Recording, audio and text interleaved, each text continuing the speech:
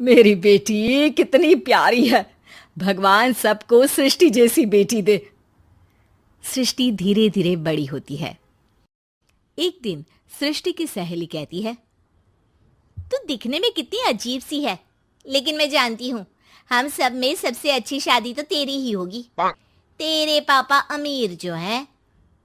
और बता नहीं सकते यार, दहेज तो हर कोई देता है, ये क्या ज्यादा ले जाएगी अपने पति के लिए?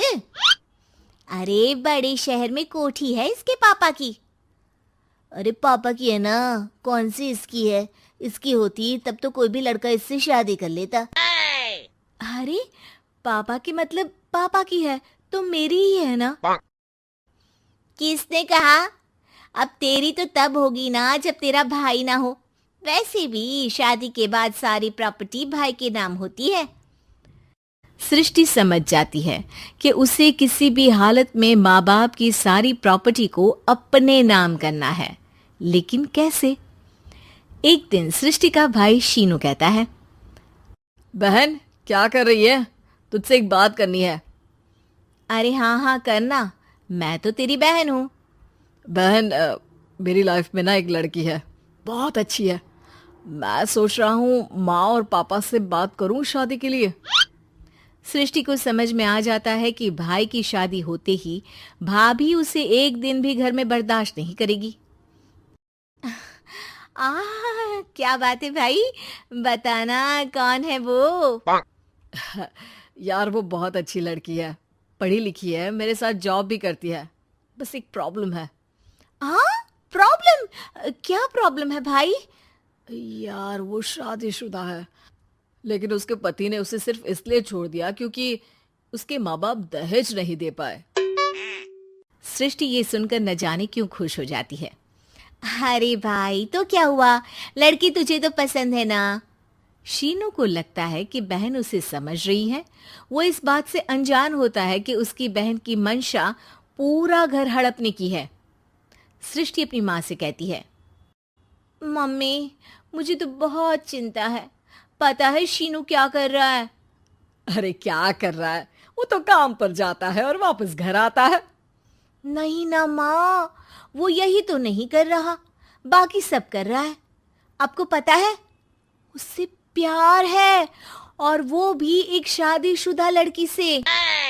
हैं? ये क्या हो गया? मैं सोसाइटी में क्या मुंह दिखाऊंगी? अरे तेरे पापा तो यही कहेंगे कि मैंने ही उसे बिगाड़ दिया है। माँ देखो, मेरी बात मानो, पापा पर भी विश्वास करने की जरूरत नहीं है।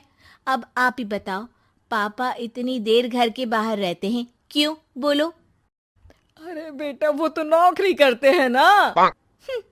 तू बहुत भोली है माँ। पापा का ऑफिस तो 7 बजे खत्म हो जाता है, लेकिन देखो कितनी देर से आते हैं। अरे नहीं नहीं बेटा, ऐसी कोई बात नहीं है। सृष्टि माँ को एक औरत से बात करते पिता की फोटो दिखाती है। देखो माँ, कैसे हैं पापा? मैं ना कहती थी कि पापा सही नहीं है। मैं तेरे पापा से बात करूंगी, दे फोटो मुझे। ओ माँ, वो तो डिलीट हो गई। लेकिन चल, तूने तो देख लिया ना।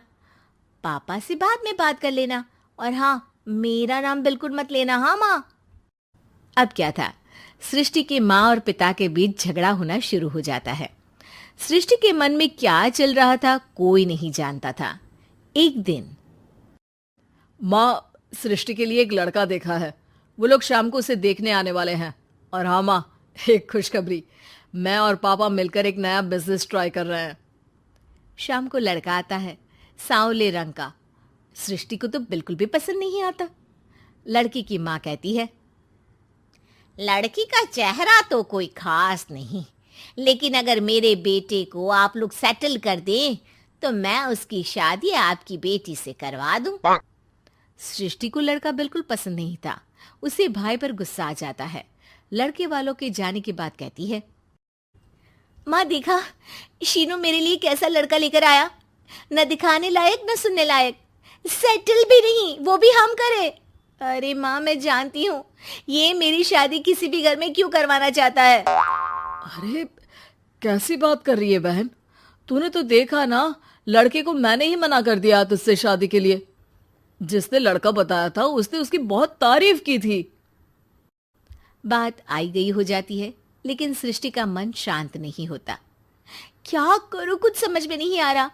मेरी शादी हो गई तो ये लोग पूरी प्रॉपर्टी शीनू के नाम कर देंगे, मेरे हाथ तो कुछ लगेगा ही नहीं। तभी सृष्टि को आइडिया आता है। वो किसी वकील को फोन करती है। जी देखिए, अगर आपके मम्मी पापा का तलाक हो जाता है तो आपके पिता की आधी प्रॉपर्टी आपकी माँ के नाम हो जाएगी, फिर उसे वो किसी को भी दे सकती है। सृष्टि अब माँ को बेटे के खिलाफ भरती है।